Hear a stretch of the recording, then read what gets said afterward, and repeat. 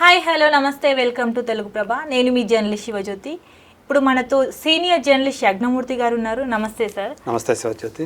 Sir, ఇప్పుడు నువ్వు నాకు నచ్చావు సినిమా 2001లో రిలీజ్ చేశారు. సో అప్పుడు ఆ సినిమాకు ఎలా కల్ట్ క్లాసిక్ స్టేటస్ ఎలా ఉంది, అండ్ ఇప్పుడు మళ్ళీ 2026 జనవరి 1 రోజు రిలీజ్ చేస్తానని అధికారికంగా అనౌన్స్ చేశారు.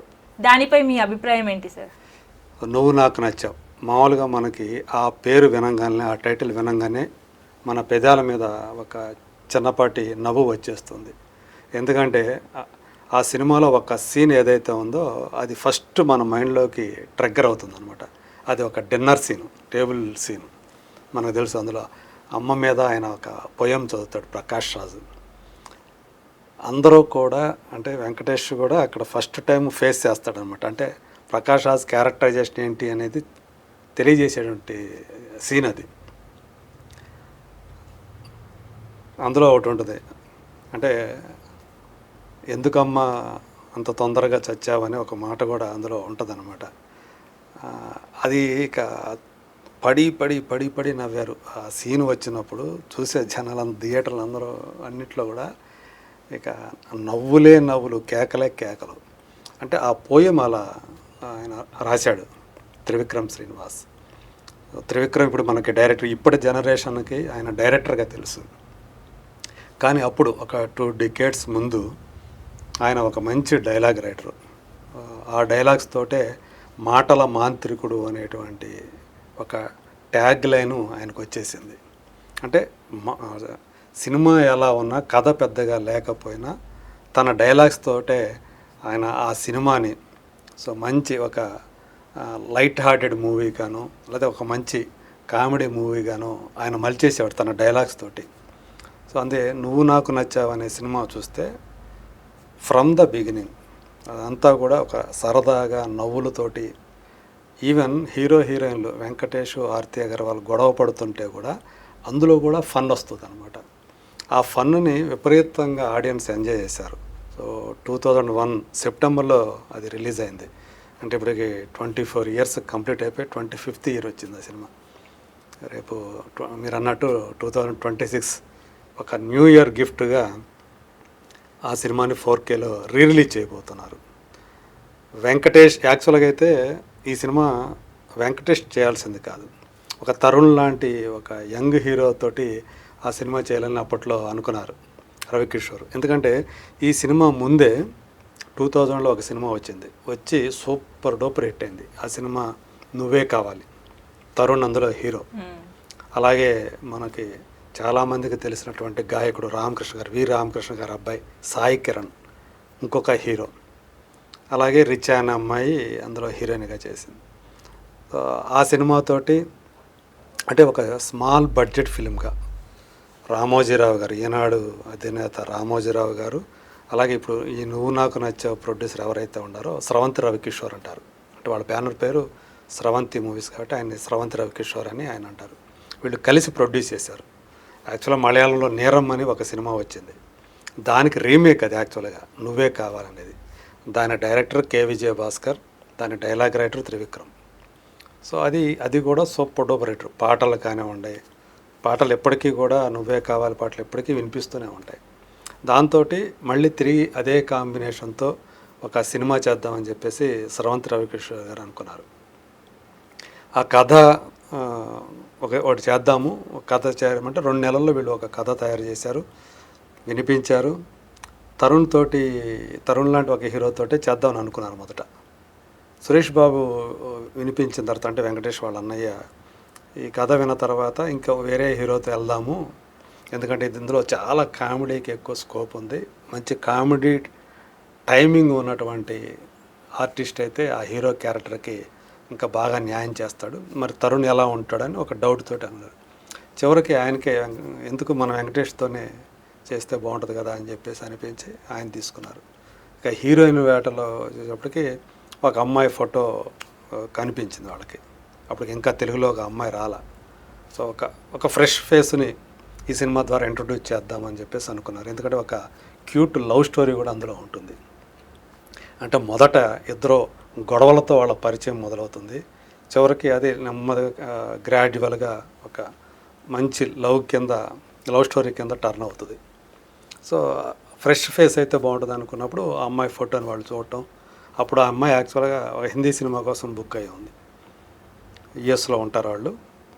దేనికోసమే ఆ అమ్మాయి ముంబైకి వచ్చి ఆ సినిమాలో యాడ్ చేస్తాం. సో ఆ అమ్మాయి వెంటనే పెద్ద బ్యానర్లు అనేటప్పటికీ ఒప్పేసుకున్నారు. అట్లా మనకి ఆర్తి అగర్వాల్ అనేటువంటి ఒక అందమైన తార, అంటే యాక్చువల్గా అందమైన తార అనే పదం నేను ఊరికే అట్లా ఏదో మాట వరుసగా అంటం లేదు. నిజంగా అంత క్యూట్గా అమ్మాయి ఉండటం, వాళ్ళ on screen chemistry Venkatesh, Aarti Agarwal అసలు నిజంగా ఇద్దరు గొడవ పడినట్లే. అట్లా గొడవ పడటం, తర్వాత ఇద్దరు ప్రేమలో పడటం, దాన్ని వాళ్ళు అంటే పిక్చరైజ్ చేసిన విధానం ఏదైతే ఉందో అది ఆడియన్స్కి అంటే వాళ్ళ ఇంట్లో మన ఇంట్లోనే ఇది జరుగుతుందిరా ఈ స్టోరీ అనేటట్లు ఫీలింగ్ కలిగింది. అప్పట్లో నిజంగానే ఆ సినిమా రిలీజ్ అయినప్పుడు ఇప్పట్లాగా భారీ ఓపెనింగ్స్ ఏం లేవు. రిలీజ్ అయింది, జనం చూశారు ఫస్ట్ షో పడినప్పుడు. ఈ సీన్ ఏదైతే వచ్చిందో నేను చెప్పాను కదా, డిన్నర్ సీను, దానికి పడి నవ్వుతున్నారనమాట. అంటే పొట్ట చేతితో పట్టుకొని నవ్వుతున్నారు. అంతగా వెళ్ళిపోయింది అది.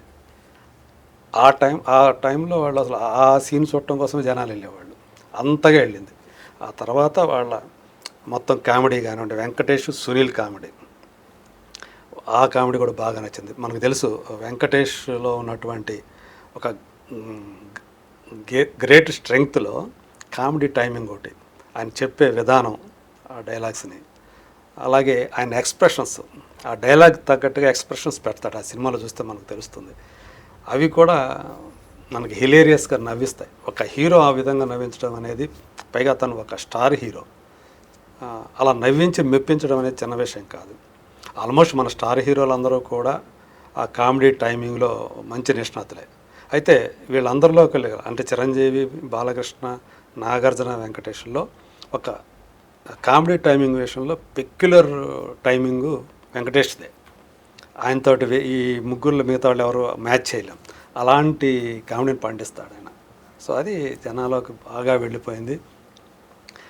చివరికి అంటే ఒక మొదటి వారం మామూలు కలెక్షన్స్ అనుకుంటే సెకండ్ వీక్ నుంచి ఆ కలెక్షన్స్ మరీ చాలా హెవీ అయిపోయాయి. అట్లా కాలక్రమంలో అంటే పాటలు కూడా, అందులో అన్ని పాటలు కూడా మంచి హిట్లే. ఆశా సైని అని చెప్పి ఒక ఆర్టిస్ట్ ఉంటుంది. సో ఆమెకి సంబంధించినటువంటి పెళ్లి సీన్లు ఉంటాయి. అక్కడికి వెళ్ళిన తర్వాత వీళ్ళందరూ కలిసి, మామూలుగా మన ఇళ్ళలో పెళ్ళిళ్ళు ఎలా జరుగుతుంటాయి, ఫ్రెండ్స్ అందరూ కూడా వెళ్తే, ఇప్పుడు మీ ఫ్రెండ్ ఎవరిదైనా పెళ్లి జరుగుతుంది అనుకోండి, వాళ్ళందరూ మీ ఫ్రెండ్స్ అందరూ కూడా పిలుస్తారు, మీరు అందరూ వెళ్తారు ఫ్రెండ్స్ అందరూ కూడా. అక్కడ మీరు చేసే అల్లరి ఎలా ఉంటుంది, వీటన్నిటిని కూడా అక్కడ చూపించారు మనకి. అంటే అందుగురించే ప్రతి ఒక్కరూ కూడా దాన్ని రిలేట్ చేసుకున్నారు. సో యూత్ అంతా కూడా కనెక్ట్ అయిపోయారు బాగా. ఫ్యామిలీ ఆడియన్స్ అందరూ కూడా ఆ ఫ్యామిలీ సీన్స్ ఏవైతే ఉన్నాయో వాటన్నిటికీ కనెక్ట్ అయిపోయారు. మళ్ళీ క్లైమాక్స్లో ఒక ఎమోషన్ కూడా ఉంటుంది. అంటే ఇతనికేమో ఉద్యోగం కోసం వస్తాడు, వీళ్ళ నాన్న, హీరో వాళ్ళ నాన్న ప్రకాష్ రాజు చైల్డ్హుడ్ ఫ్రెండ్స్. సో అందు గురించి వీళ్ళు హైదరాబాద్లో ఉంటారు. కొడుకు ఏదైనా ఉద్యోగం చూడండిరా అని చెప్పి వాళ్ళ ఫ్రెండ్కి చెప్తాడు, ప్రకాష్ రాజ్కి. చంద్రమోహన్ ఈ క్యారెక్టర్ చేసింది, ఫాదర్, హీరో ఫాదర్. సరే పంపించమంటాడు, ఆయన ఇక్కడికి వస్తాడు, వీళ్ళ ఇంట్లో ఉంటూ ఉంటాడు. అందువల్ల ఉద్యోగం కోసం వాళ్ళు చూస్తేనేమో బాగా డబ్బున్న వాళ్ళు, మనకి సెట్ కానని తనే హీరోని డిసైడ్ చేసుకుంటాడు. నేను నీకు సెట్ కానమ్మా, ఎందుకంటే మీరు పెద్దవాళ్ళు, బాగా డబ్బున్న వాళ్ళు, నేను ఎట్టా సెట్ అవుతాను అనే ఒక మైండ్ సెట్తో ఉన్నవాడు. కానీ ఆ అమ్మాయి ఇతన్ని కాకుండా వేరే అతన్ని తన జీవితంలోకి తీసుకోవాలని చెప్పి ఆహ్వానించాలని అనుకోదు. ఆ కాన్ఫ్లిక్ట్ కూడా చాలా బాగా స్క్రీన్ మీద పండింది. అది క్లైమాక్స్లో ఉంటుంది. దానికి సంబంధించినటువంటి ఆ కాన్ఫ్లిక్ట్, ఎమోషన్ అంతా కూడా, అది కూడా ఈ కామెడీ ఎంత పండిందో ఆ ఎమోషన్ కూడా అంత పండింది. అందరూ కూడా బాధపడతారా, వీళ్ళిద్దరు కలిస్తే బాగుంటుంది, విడిపోతే ఎట్టా అని ఫీల్ అయ్యేటట్టు చేశాడు అనమాట. అందుగురించే ఆ సినిమా అంత పెద్ద విజయం సాధించింది. రోజులు గడిచే కొద్దీ కల్ట్ స్టేటస్ వచ్చేసింది. టీవీలో అందుగురించే శాటిలైట్ ఛానల్స్లో తెలుగు సినిమాలకు సంబంధించి అత్యధిక సార్లు టెలికాస్ట్ అయిన సినిమాల్లో ఇది కూడా ఒకటి. సో దీనికి పోటీ చెప్పాలంటే అతడు అనే సినిమా, మహేష్ బాబు అతడు. ఈ రెండు సినిమాలు ఎక్కువసార్లు టీవీలో టెలికాస్ట్ అయ్యాయి అనమాట. సో అట్లా అంటే ఎన్నిసార్లు చూసినా మళ్ళీ మళ్ళీ మనకి ఎక్కడ బోరు కొట్టదు. ఇప్పటికి కొంతమంది దీన్ని 100ల సార్లు కూడా చూసిన వాళ్ళు ఉన్నారు. అట్లాగే 10ల సార్లు చూసిన వాళ్ళు ఎంతమంది ఉంటారు. అంటే మనకి అది అది వచ్చిందంటే మనకి వేరే సినిమా తిప్పే బుద్ధి కాదనమాట, వేరే ఛానల్కి వెళ్ళబుద్ధి కాదు. ఏదో ఒక అది మనకి ఒక స్మైల్ వచ్చేస్తుంది ఒక సీన్ చూస్తే. సో అలాంటి సినిమా కాబట్టి నువ్వు నాకు నచ్చావు ఈరోజు మళ్ళీ ఇంకొకసారి 4K రెజల్యూషన్లో ఆ సినిమాని రిలీజ్ చేస్తున్నారు. సో మళ్ళీ అంటే ఇప్పుడు ఎన్నోసార్లు చూసి ఉంటారు, అయినా కానీ థియేటర్లో మళ్ళీ చూస్తారు. అంటే ఈ జనరేషన్, ఇప్పటి జనరేషన్ థియేటర్లో చూస్తే ఖచ్చితంగా ఎంజాయ్ చేస్తారు. ముఖ్యంగా అంటే కొన్ని ఇంగ్లీష్ సినిమాల నుంచి మిస్టర్ బీన్ అని చాలామందికి తెలిసే ఉంటుంది. హాలీవుడ్లో బాగా ఫేమస్ క్యారెక్టర్ అది. దాని ఇన్స్పిరేషన్ తోటి ఇందులో బ్రహ్మానందం క్యారెక్టర్ని మలిచారనమాట. సో ఆయన సీన్లు కానివ్వండి, ఈ డిన్నర్ సీన్ ఉంది కదా, అది కూడా యాక్చువల్గా ఒక ఇంగ్లీష్ సినిమా నుంచి ఇన్స్పిరేషన్తో చేసిందే. ది పేరెంట్సే ఏదో ఉంది దాని పేరు. సో అలా మొత్తానికి ఏదేమైనప్పటికీ కూడా తెలుగు వాళ్ళకి మాత్రం నిజంగా ఒక మొత్తం మనకు అన్నీ కావాల్సిన బట్టి అన్ని రకాలైన ఆహార పదార్థాలు ఒక చోట పెడితే అన్ని రుచికరమైనవి పైగా. సో అట్లా అంటే కడుపు నిండా తినాలనిపిస్తుంది కదా, అలాంటి ఒక విందు భోజనం లాంటి సినిమా నువ్వు నాకు నచ్చావు. ఆ టైటిల్ కూడా అంత క్యాచీగానే ఉంది, అందరికీ సినిమా నచ్చింది అది. సో అది అందుకనే దానికి కల్ట్ క్లాసిక్ అనేటువంటి ఒక స్టేటస్ వచ్చేసింది అది. సార్ 2001లో రిలీజ్ అయింది. అప్పుడు మేము ఇంకా అప్పుడప్పుడే ఉడుతున్నాం. సో మేము ఇంకా ఆ సినిమాను అప్పుడు థియేటర్లో చూడలేకపోయాం. సో మీరు చూసారు కదా సార్, మీకు ఎలా అనిపించింది అప్పుడు? మీ ఫీలింగ్ ఎలా ఉంది, మీ రియాక్షన్ ఎలా ఉంది సార్? మేము అంటే యంగ్గా ఉన్నప్పుడు వచ్చిన సినిమా ఇది. సో చెప్పాను కదా, యూత్ బాగా కనెక్ట్ అయినటువంటి సినిమా. అప్పుడు చాలా చెప్పాలంటే విజయ్ భాస్కర్, త్రివిక్రమ్ కాంబినేషన్ అంటే ఒక క్రేజ్ వచ్చేసింది. ఎందుకంటే వాళ్ళిద్దరూ కలిసి ఫస్ట్ స్వయంవరం అనేటువంటి ఒక చిన్న సినిమా చేశారు. అది అంటే పేరుకు చిన్న సినిమానే, కానీ సినిమా రిలీజ్ అయిన తర్వాత అందరినీ కూడా అది బాగా ఆకట్టుకుంది. తొట్టెంపూడి వేణు అని చెప్పేసి చాలా తెలుసుగా మనకు, పొడవాటి వేణు ఒక హీరో ఉన్నాడు, తను అలాగే లయ్య. సో వాళ్ళిద్దరూ అప్పుడప్పుడే సినిమాలోకి వస్తూ ఉన్నారు. సేమ్ అందులో కూడా స్వయంవరంలో కూడా వీళ్ళిద్దరూ హీరో హీరోయిన్లు ఇద్దరు కూడా గొడవలతోనే వాళ్ళ పరిచయం మొదలవుతుంది. తర్వాత వాళ్ళు కూడా ప్రేమలో పడతారు. అలాంటి స్టోరీనే స్వయంవరం అనేది. స్వయంవరం అంటేనే అదే పెళ్ళికి సంబంధించిందే కదా. అట్లా అక్కడి నుంచి వాళ్ళ ప్రయాణం జంటగా మొదలైంది. కె విజయభాస్కర్, త్రివిక్రమ్ వీళ్ళిద్దరు జోడి అంటే ఆ సినిమా సూపర్ డూపర్ హిట్ అనేటువంటి పేరు పడిపోయింది. సో అది మల్లేశ్వరి అనే సినిమా దాకా, అది కూడా వెంకటేష్దే. మల్లేశ్వరి కత్రినా కైఫ్ హీరోయిన్గా నటించినటువంటి సినిమా, తెలుగులోకి ఆమె అది ఫస్ట్ ఫిలిం. అప్పటిదాకా కంటిన్యూగా కొనసాగింది వాళ్ళ, అంటే అంత బ్లాక్ బస్టర్ జోడి అది. త్రివిక్రమ్ డైలాగ్స్ అంటే కూడా జనం చాలా ఎంజాయ్ చేస్తూ వచ్చినటువంటి, ఆయనకు అంత పేరు వచ్చింది. సో వాళ్ళ కాంబినేషన్ అంటే నువ్వే కావాలి తర్వాత వెంటనే వచ్చిన సినిమా ఇది, ఒక 1 year గ్యాప్ తోటి. అందుకని అందరూ కూడా ఇంట్రెస్ట్ చూపించారు ఎలా ఉంటుందని. నిజంగా వాళ్ళు చూసి వాళ్ళు ఏదైతే ఎక్స్పెక్ట్ చేశారో దానికి మించినటువంటి ఎంటర్టైన్మెంట్ ఆ సినిమాలో ఉంది. సో ఇందాక నేను మీకు చెప్పినట్టు వెంకటేష్కి ఆయన ఈ సినిమా మరో పెద్ద హిట్ అని చెప్పేసి చెప్పుకోవచ్చు. ఎందుకంటే అంతకుముందు ఆయన ప్రేమించుకుందాం రా అని చెప్పేసి ఒక సినిమా ఇచ్చుండాడు, అది రాయలసీమ బ్యాక్డ్రాప్లో వచ్చినటువంటి సినిమా, అది కూడా పెద్ద హిట్ అది. సో ఇది కూడా ఆ కోవలోకి వచ్చి ఇది కూడా సూపర్ డూపర్ హిట్ అయింది. నిజంగా చెప్పితే థియేటర్లన్నీ కూడా నవ్వులే నవ్వులు. ఇక సినిమా బిగినింగ్ నుంచి చివరి దాకా, అంటే హీరో ప్రకాష్ రాజ్ ఇంటికి వస్తాడు ఉద్యోగం కోసం, సునీల్తో కాంబినేషన్తో ఆయన సీన్ అక్కడ మొదలవుతుంది. ఆ సీన్ నుంచే మొదలవుతుంది అనమాట. ఇక ఏది నవ్వటం అనేది మన పెదాల మీద ఇక చివరి దాకా ఆ క్లైమాక్స్ ఏదైతే ఉందో ఎమోషనల్గా అక్కడ దాకా ఈ నవ్వులే నవ్వులు అనమాట. థియేటర్లన్నీ అట్లా నవ్వులతో నిండిపోవటం, ఎన్ని థియేటర్లో వేస్తే అన్ని థియేటర్లు కూడా ఫుల్స్ అవటం, మ్యాక్సిమం హౌస్ఫుల్సే దీనికి 3-4 వారాల దాకా.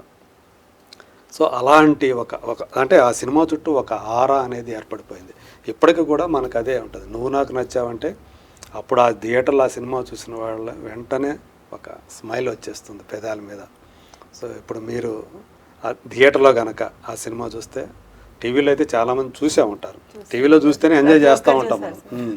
ఎందుకంటే ఒకటి టపాసుల్లాగా పేలుతూ ఉంటాయి, నవ్వుల టపాసులు అంటాం కదా, అలాంటివి అనమాట.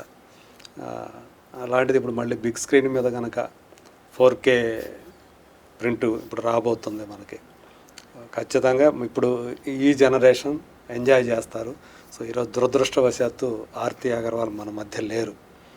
ఆమె మొదటి సినిమాలోనే ఇంతటి అమ్మాయి మంచి పర్ఫార్మెన్స్ కూడా ఇచ్చింది, చాలా మంచి పేరు వచ్చింది, స్టార్ హీరోయిన్ అయిపోయింది. అంటే ఫస్ట్ సినిమాతోటే రాత్రికి రాత్రే ఓవర్ నైట్ స్టార్ అయిపోయింది అంటాం కదా, అలాంటి స్టేటస్, స్టార్ స్టేటస్ హీరోయిన్గా ఈ ఫస్ట్ ఫిలిం తోటి ఆర్తి అగర్వాల్ సంపాదించుకుంది. ఈ సినిమా తర్వాత ఆమెకి అందరూ పెద్ద హీరోలు సినిమాలకు ఆఫర్లు వచ్చాయి, చేసింది. తర్వాత మనం చూసాం ఆమె జీవితంలో ఏవో జరిగాయి. ఇప్పుడు మన మధ్య లేకుండా పోయింది, ఏదో ఒక సర్జరీ అనేది వికటించి అట్లా జరిగిందని చెప్పేసి.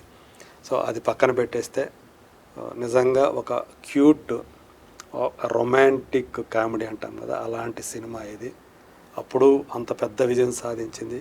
మరి ఇప్పుడు ఎలా ఉంటుంది, ఇప్పుడు జనరేషన్ దీన్ని ఎలా రిసీవ్ చేసుకుంటారు అనేటువంటి ఒక క్యూరియాసిటీ అయితే నాలో కూడా ఉంది.